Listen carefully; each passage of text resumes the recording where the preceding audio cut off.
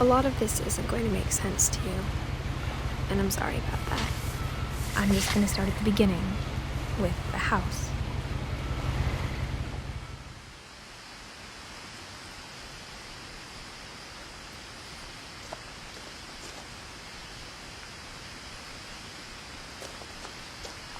Someone had put up a chain link fence, but it looked like I wasn't the first person to hop it. My brother Milton disappeared when I was 4. It was like the house just swallowed him up.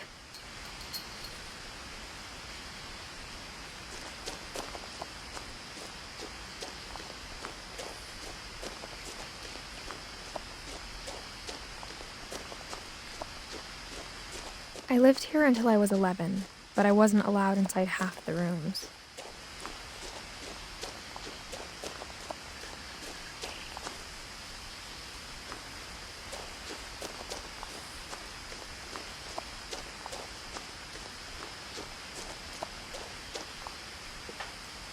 Inside the mailbox were bills from 7 years ago, marked urgent, open immediately.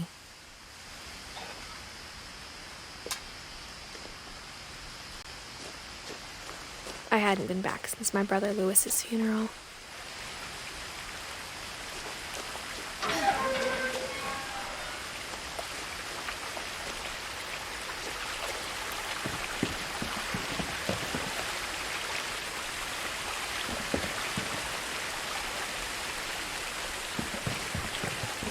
In her will, my mother left me a key, but didn't tell me what it unlocked. Maybe she thought I'd know. Or she thought that the mystery would be enough to bring me back.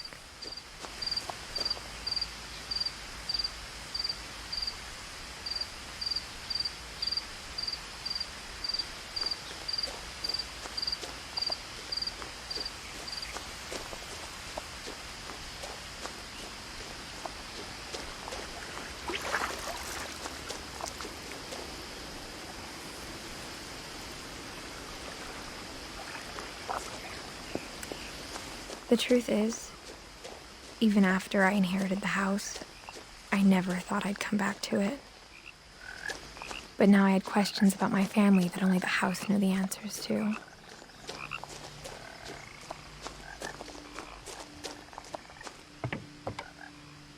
The woods around the house have always been uncomfortably silent, as if they're about to say something but never do.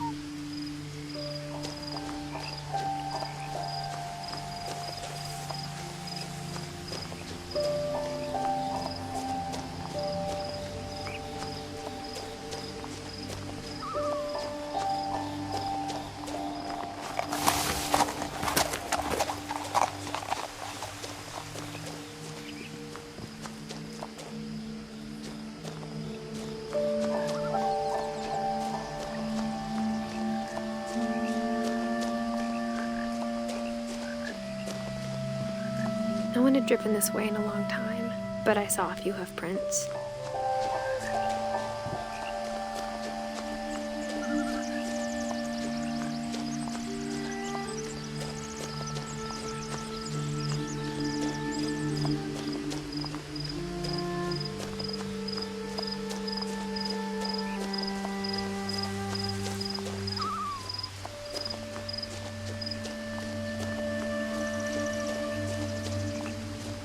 The house was exactly like I remembered it, the way I'd been dreaming about it.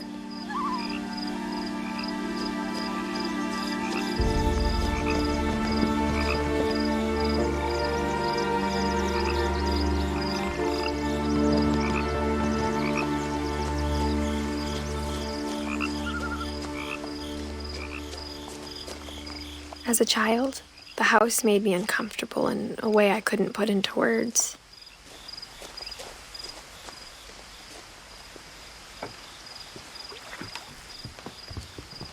Now, as a 17-year-old, I knew exactly what those words were.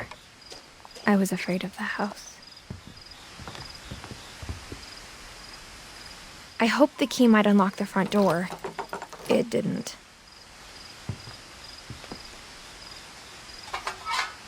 Looking in, I felt like the house itself had been waiting for me.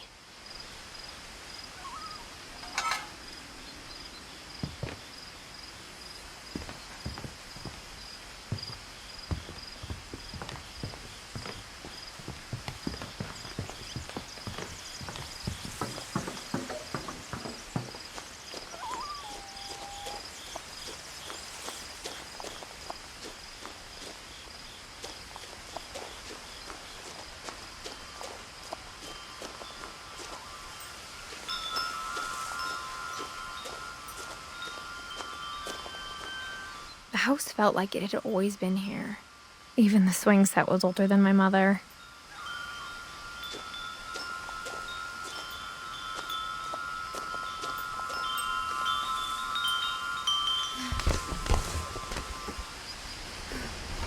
Crawling through the doggy door used to be a lot easier when I was 11.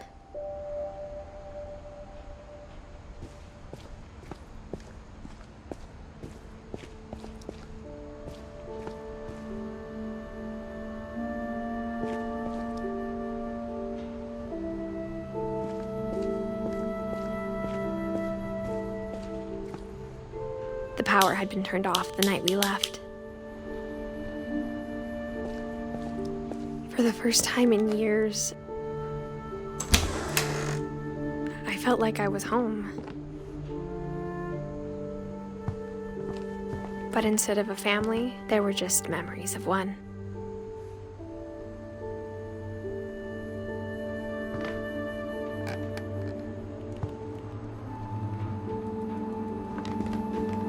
Like how after Louis started working at the cannery, we all got sick of eating salmon, except our cat, Molly.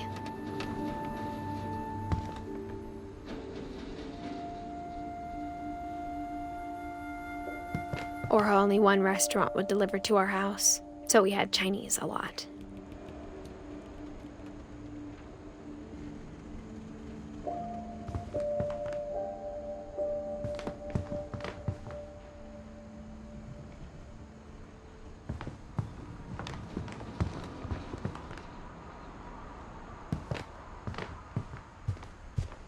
The table was still a wreck from the night we left. It was like a bomb had gone off, killing everyone but sparing the furniture.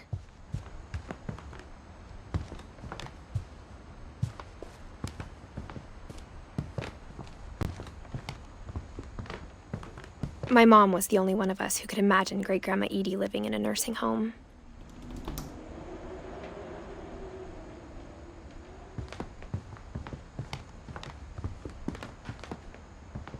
Nothing in the house looked abnormal. There was just too much of it, like a smile with too many teeth. Even the fireplace had a story.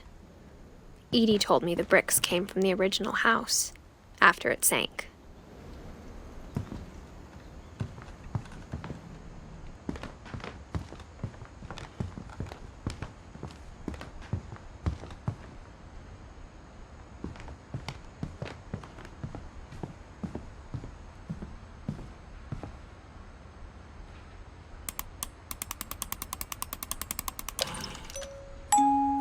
Great-Grandpa Sven built a music box for Barbara, along with the rest of the house.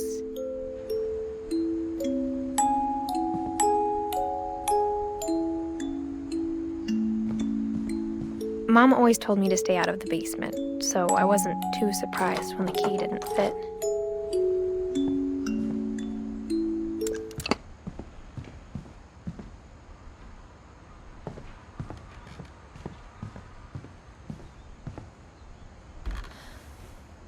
Edie told me once that every Finch who ever lived is buried somewhere in the library.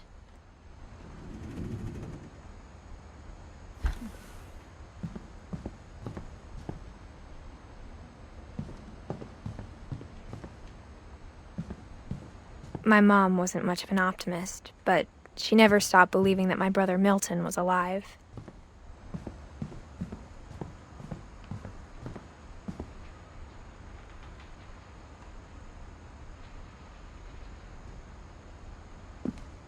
After Milton disappeared, Mom sealed up all the bedrooms. Then Edie retaliated and drilled peepholes.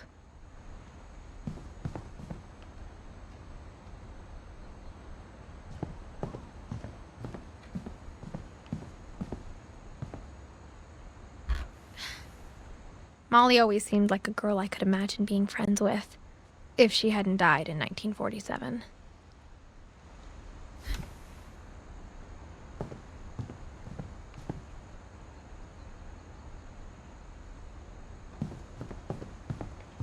I spent a lot of time playing in Great Uncle Walter's room. I think my mom sometimes regretted not sealing it up.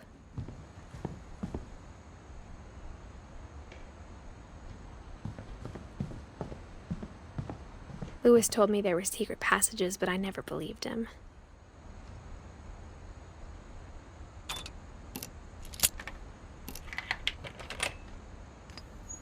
Turns out, my mom was really good at keeping secrets. Now it was time to find out what my mom had been afraid of.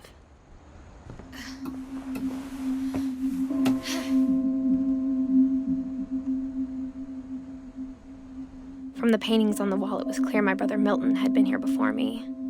Reading this, maybe it sounds like I had a plan. But I had no idea what was behind that door.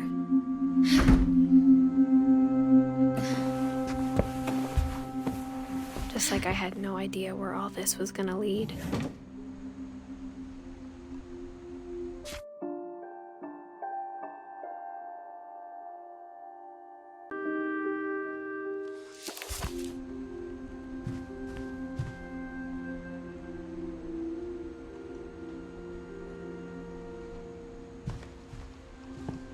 I grew up looking at Molly's room through the peephole. Molly's gerbil had a tiny bedroom with its own even tinier gerbil cage. Being inside for the first time, I felt like I'd stepped behind a painting.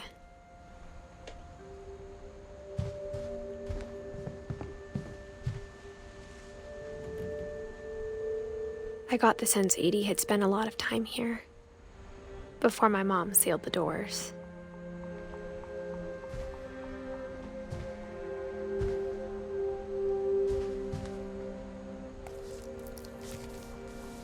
December 13th, 1947. Dear Diary, I'll be gone soon, but I wanted to tell somebody about what's gonna happen. It started when Mom sent me to bed without dinner. I woke up and I was starving, so I looked around for something to eat.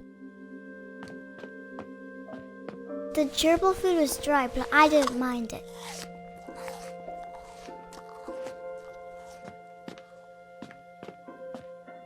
My Halloween candy was all gone.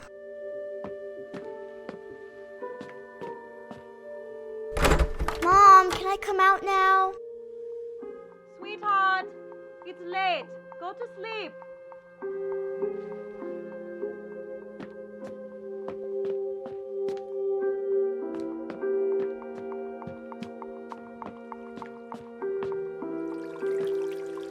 I thought about eating Christopher, but I held back.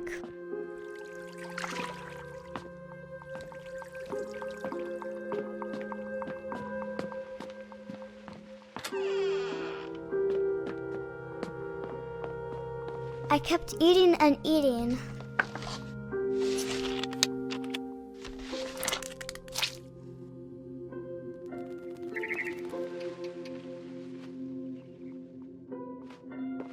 I ate a lot of things that night.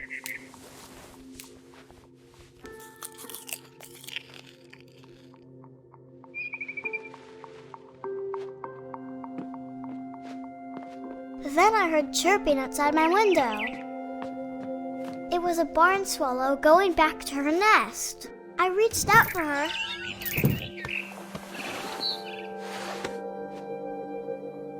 And suddenly,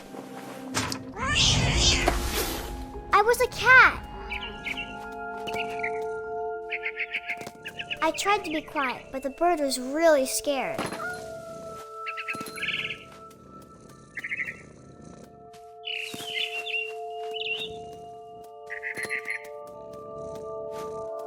Mom and Dad didn't even look at me.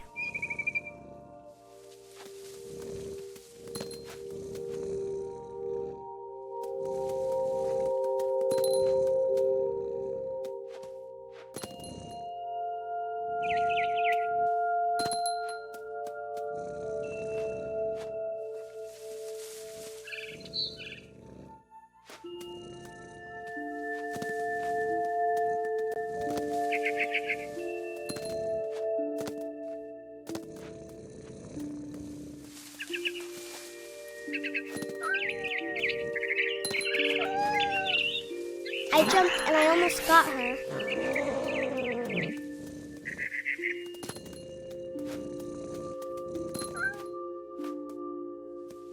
I could tell she was getting really tired. Now I was up in the big tree. I promised Dad I wouldn't climb it anymore. All I cared about was eating that mama bird. I gobbled her up. And suddenly, I was an owl. First, all I heard was the wind.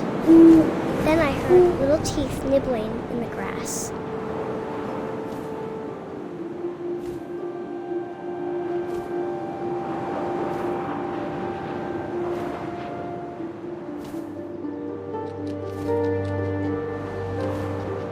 Rabbits.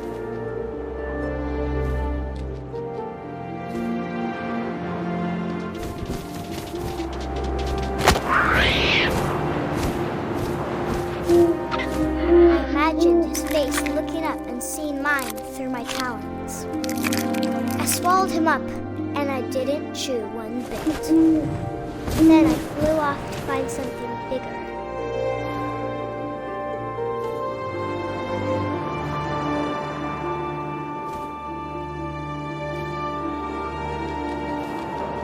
A mama rabbit.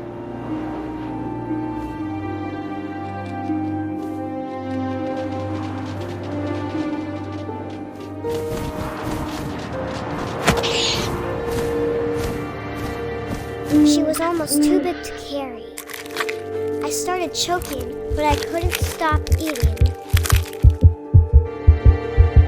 And suddenly, I was a shark.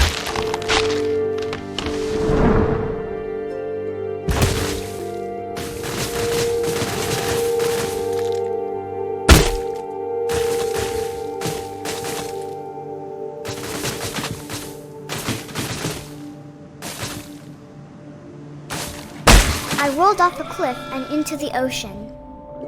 Now, I was hungrier than ever.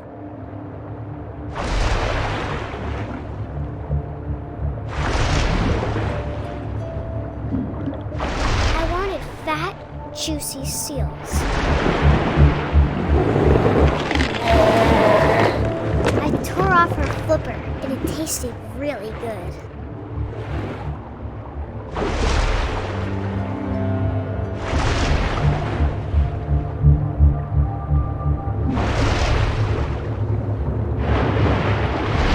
Grabbed on tight.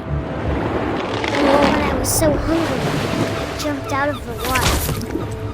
When I opened my eyes, everything had changed.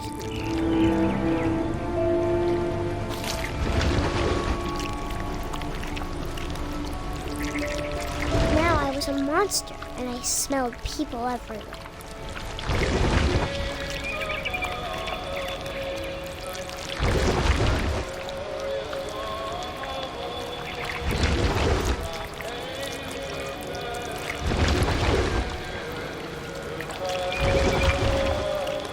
I was big, but I moved real quiet.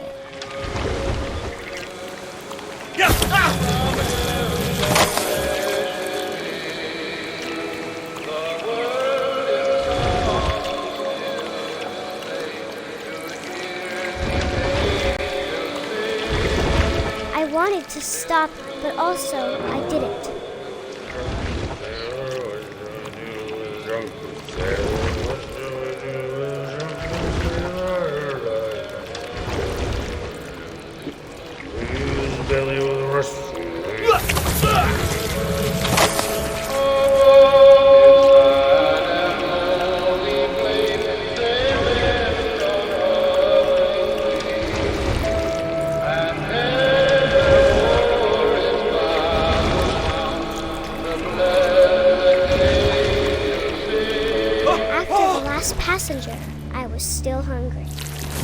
crossed the water, I smelled something new. Something I had to have, so I swam towards it.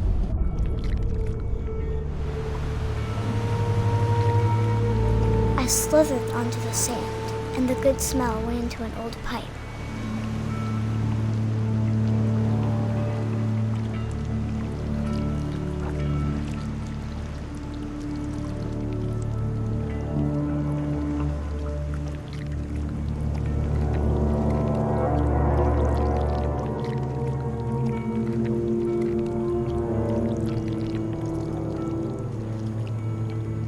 I got closer and closer.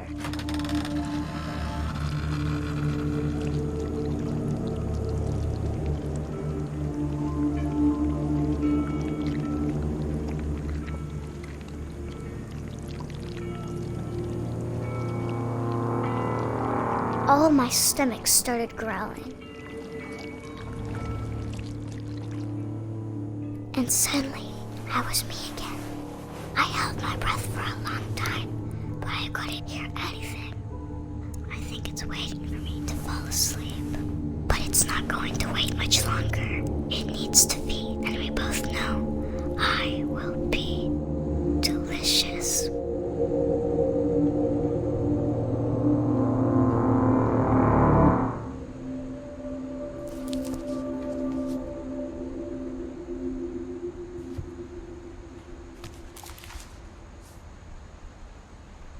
I'm not sure if I believed all of that, but I'm sure Edie would have.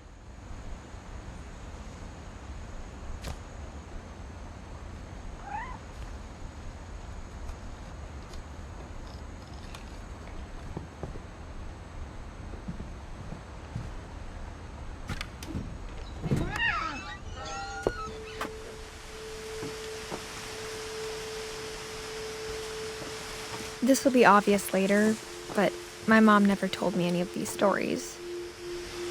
Edie would have, but Mom didn't like bringing up the past.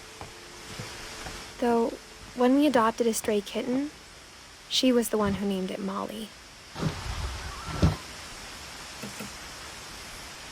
I spent a lot of time in Great-Grandma Edie's room.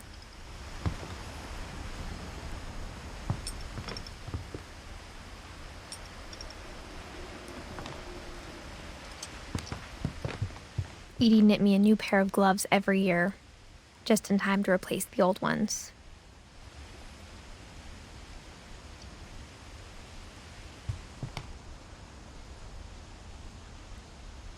Her room was like a museum.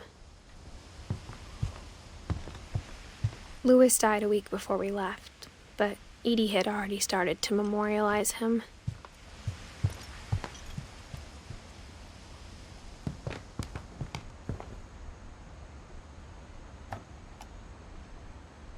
For 500 years, the Finches have been famous throughout Norway for their fortune and misfortune. Odin Finch buries the latest victims of the family curse, his wife Ingeborg and their newborn son, Johan. On January 7th, 1937, he set sail with his family and his house, hoping to leave the curse behind. But 40-foot waves off the coast of Washington send the house and Odin to the bottom of the sea. Odin's daughter Edie, with husband Sven and baby Molly, step ashore on their new home, Orcas Island. Odin Finch is the first to be buried in the new family cemetery. His daughter Edie is already dreaming of a new Finch house.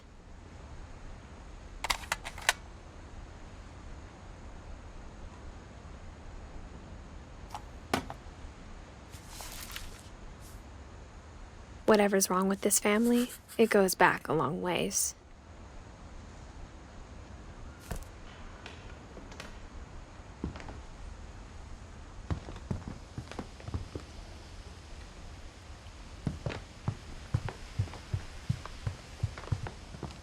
Even in her 90s, sometimes Edie seemed a lot younger than my mother. When Edie told people Sven was killed by a dragon, she could also have said he was building a dragon-shaped slide that collapsed. She could have, but she didn't. One summer, they evacuated the island, but Edie refused to go. For a few weeks, she was a celebrity. I hadn't thought of myself as Edith Jr. for a long, long time. Edie gave a big interview about a mole man living under the Finch house. My mom was furious.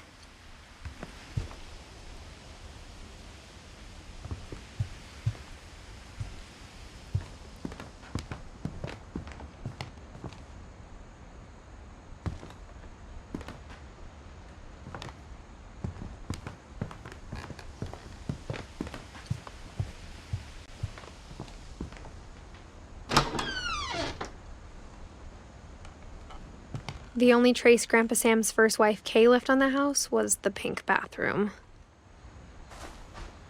It was a pretty big trace.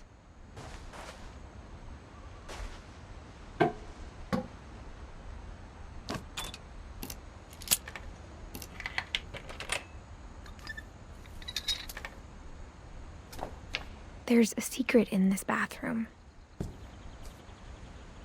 It's in the last place you would look. It isn't in the cupboard. It's hidden in this book.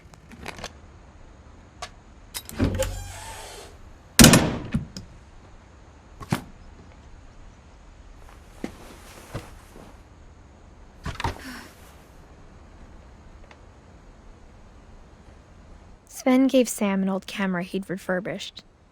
He never put it down.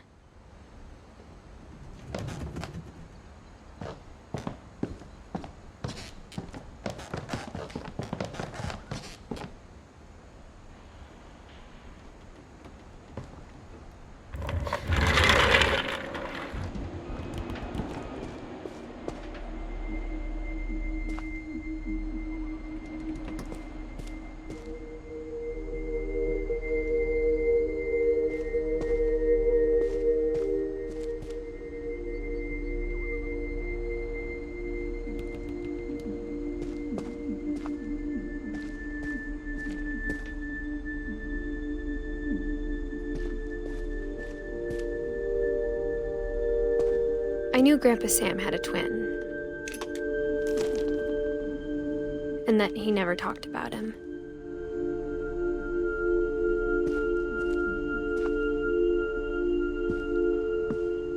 I guess my grandpa didn't like history any more than my mom did.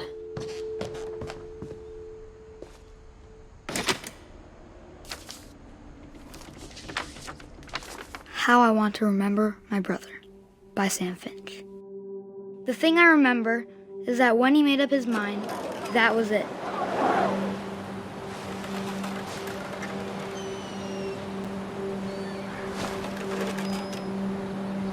My brother said he'd die before he ate another mushroom, and he did. At Barbara's funeral, we swore he'd never be afraid again, and he wasn't. I think Calvin always wanted to fly. Sam! Calvin! Dinner's ready! Coming! But that day, he finally made up his mind to do it. I told him going around was impossible. Maybe if I hadn't said that, Calvin! I'm not gonna tell you again! maybe if the wind hadn't picked up, then maybe he'd still be here. But I doubt it. I think he'd already made up his mind. That's what I want to remember about my brother.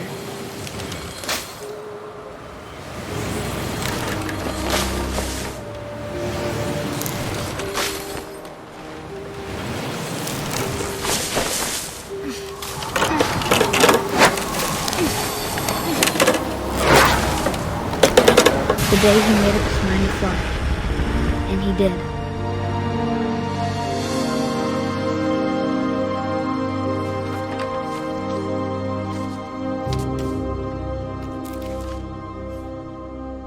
Calvin's story felt strangely familiar. When I was younger, I remember trying to do the exact same thing.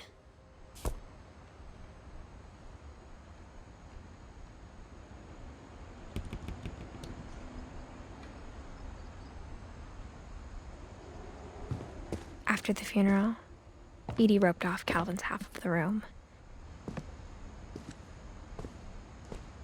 Mom said Grandpa Sam enlisted at 18 and never set foot in the room again.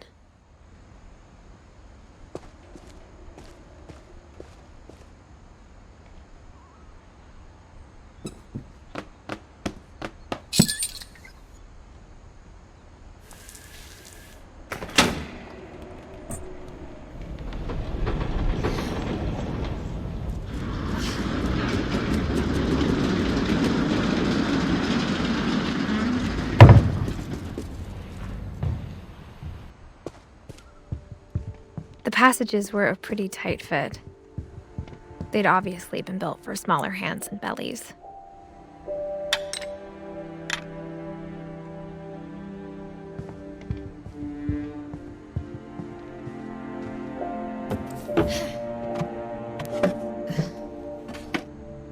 Growing up, I always thought of Barbara as a child star. I never thought about how hard it must have been for her afterwards.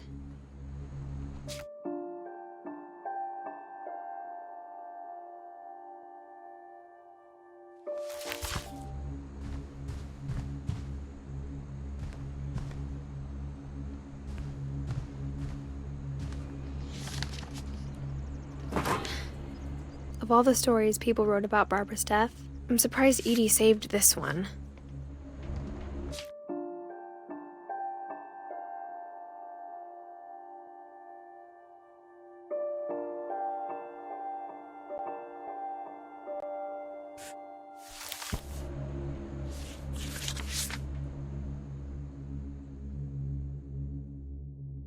Old Jack here with another ghastly tale inspired by America's most unfortunate family.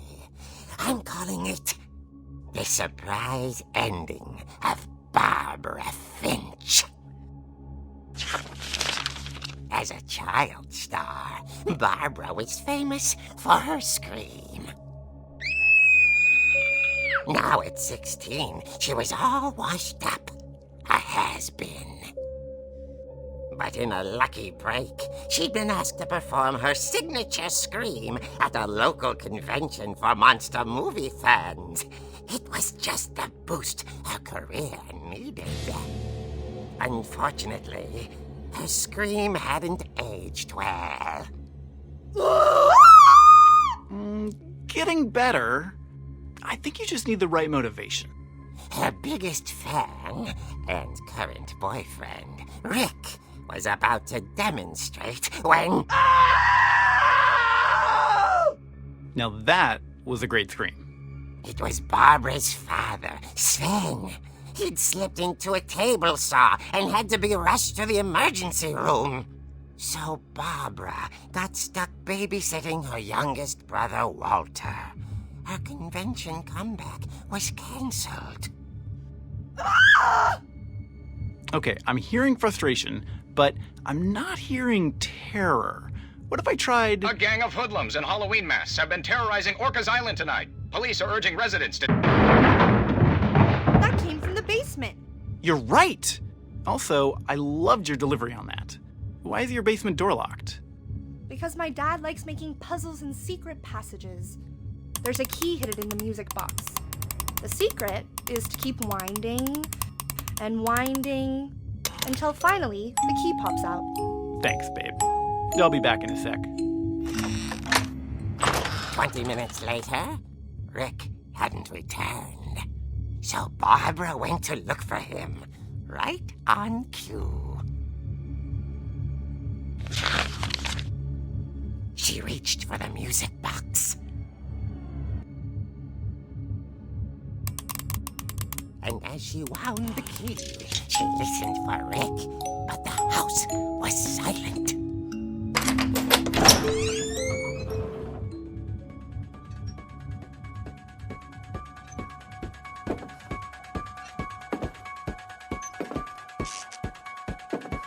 She found Rick's crutch and imagined the worst.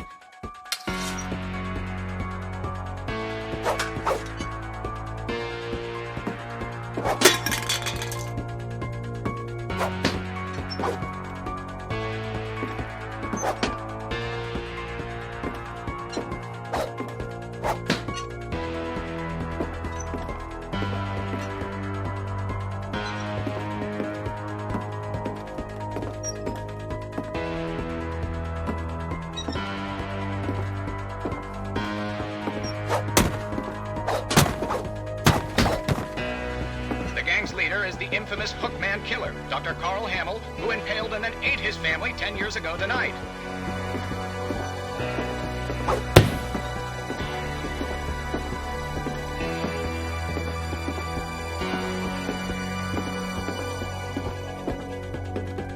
The old fridge rattled and grew still.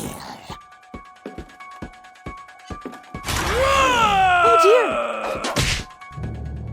Oh! Rick? Barb, relax. I was just trying to scare you to help you find your scream. Well, I'm not scared, Rick. I'm furious. Then act furious. All I'm getting from you now is that you're hurt and confused and She threw him out, but she kept a little something to remember him by.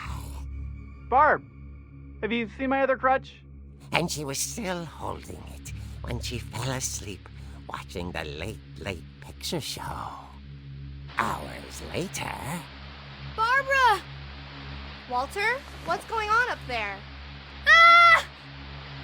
Okay, I'm coming up, but if this is a trick, you're dead, Walter.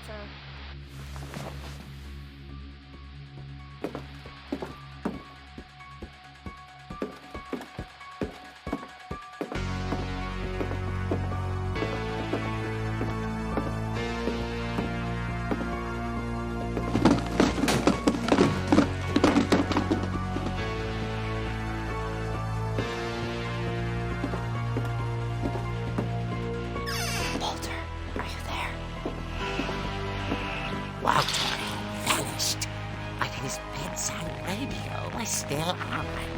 Orcas Island police describe the man as 6 feet tall, with a steel hook for a hand. Residents are urged to lock all doors and windows and notify the police of any suspicious activity. Barbara turned, saw the hook man, and was speechless. He was quite smashing.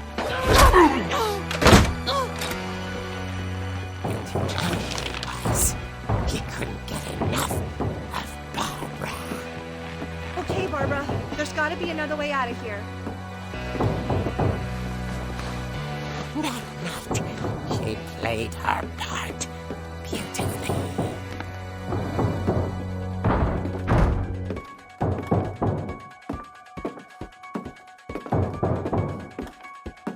Molly's door hadn't been opened in years. The hinges groaned.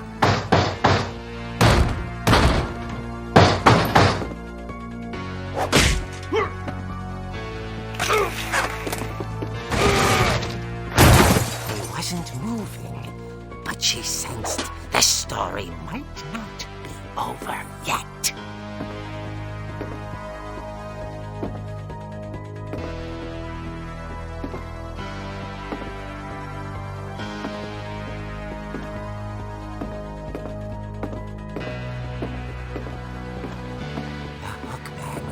Vanished. She listened for his breathing, but all she heard was...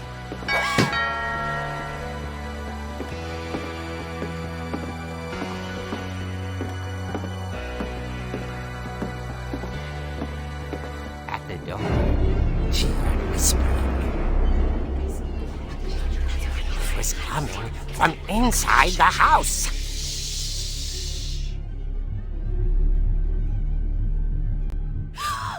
Oh dear.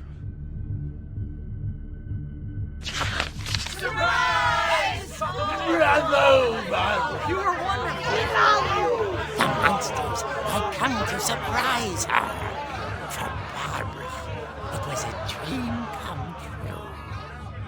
Then she saw what kind of monsters they were, and she realized what was about to happen. She was going to be famous. And with her final breath, Barbara Finch gave the performance of her life.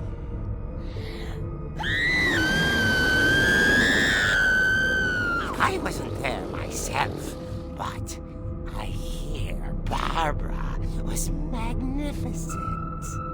Poor girl. She had a taste for stardom. But unfortunately, so did her fans. Of course, the police blamed it all on poor Rick, who disappeared the same night. And little Walter? Hiding under his bed the whole time. He took it all pretty hard, but that's another story. As for Barbara, tucked inside the music box is all they ever found of her. Her ear. Now that's what I call a real eerie tale.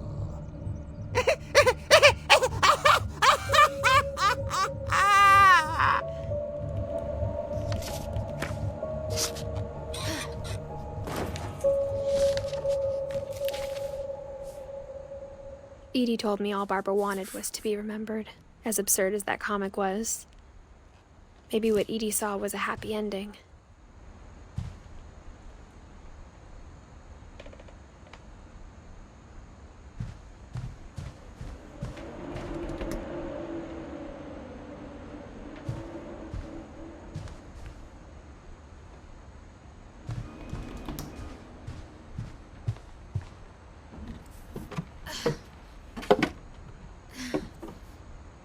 I guess now I know why Mom didn't like me playing with the music box.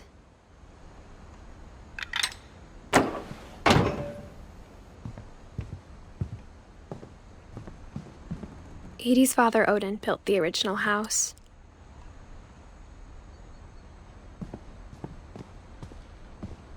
Mom must have locked the third floor stairs on the night we left.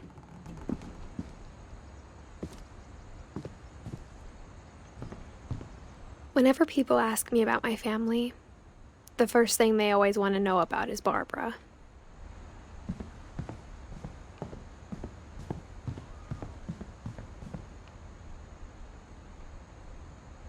It's funny. All those times I played with the music box and never found the basement key. My Grandpa Sam spent 7 years sharing a room with his dead brother, Calvin.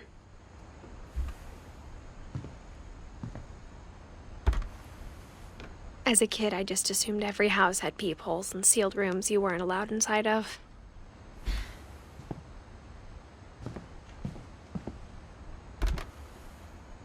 The last time I was in Edith Sr.'s room, I was 10 and she was painting my portrait.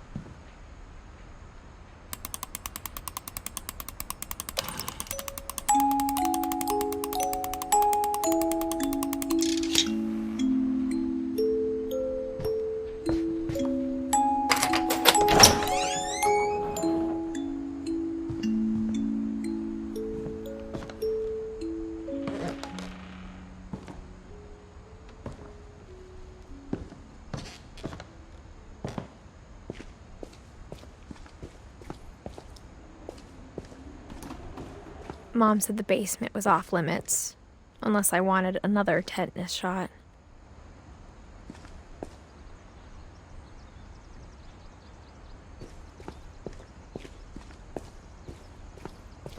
I saw Edie sneak down to the basement once, carrying packages. I thought maybe she was hiding presents. It turned out she was hiding a lot more than that.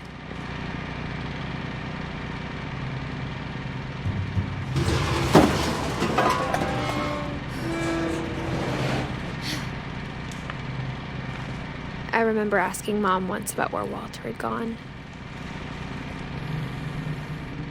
She said after Barbara died, he got as far away as he could. If there's a pattern in all these stories, I think it's that none of us has gotten very far.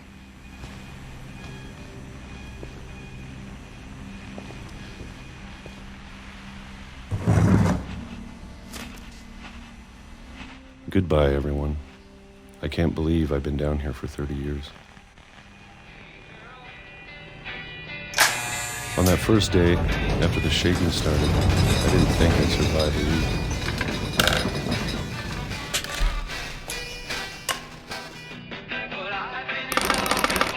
week. But after a few days, I settled into a routine. That's what kept me sane. Having a schedule, living for today. I always expected to be dead tomorrow.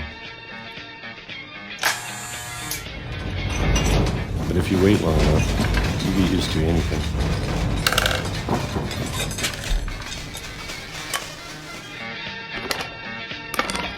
Even a monster on the other side of the door starts to feel normal. Almost friendly.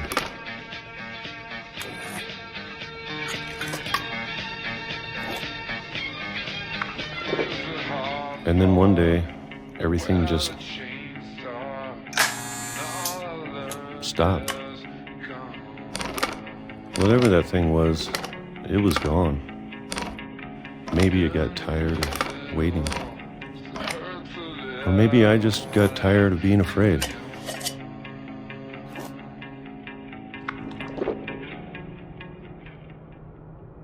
It's been a week now, the longest in 30 years. I'm done waiting. I have to leave. Well, I still can.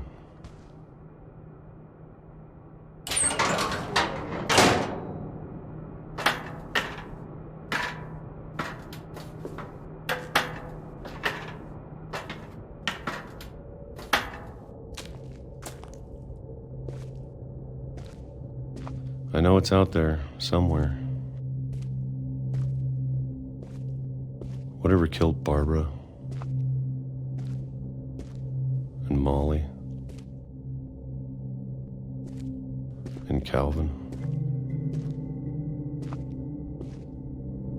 Maybe this is all a mistake. But I need to stop living the same day, even if it kills me.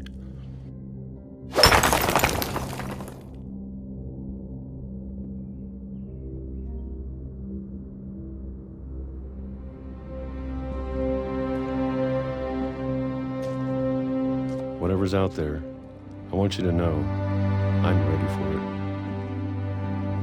I'm going to appreciate all of it, especially the food. I don't mind if I only have a year left, or a month, or a single week. I'd be happy with one new day. I can already imagine the sun on my face.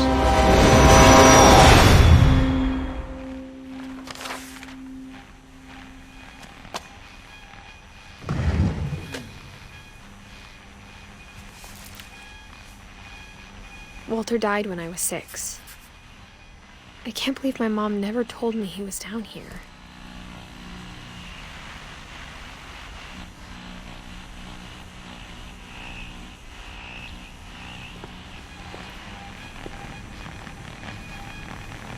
I'm sure my mom was trying to protect me.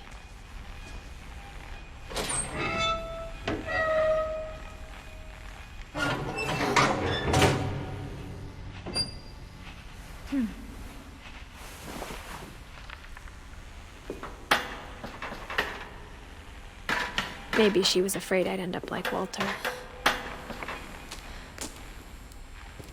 But if she never told me about an uncle under the house, I can only imagine what else she was hiding. I don't want to make the same mistakes she made. Trying to bury something that's still alive.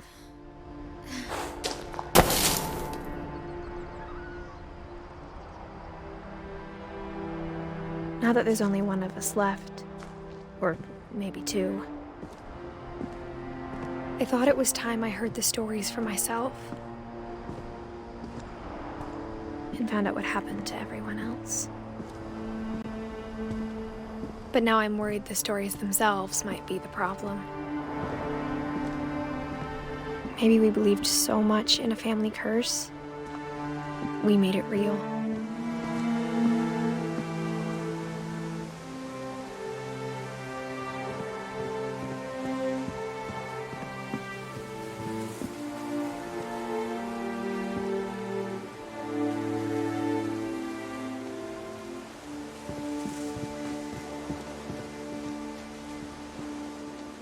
I don't know if I should even be writing this.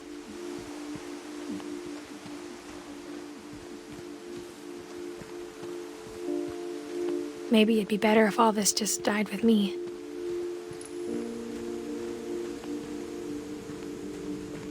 But I thought you should know about your family.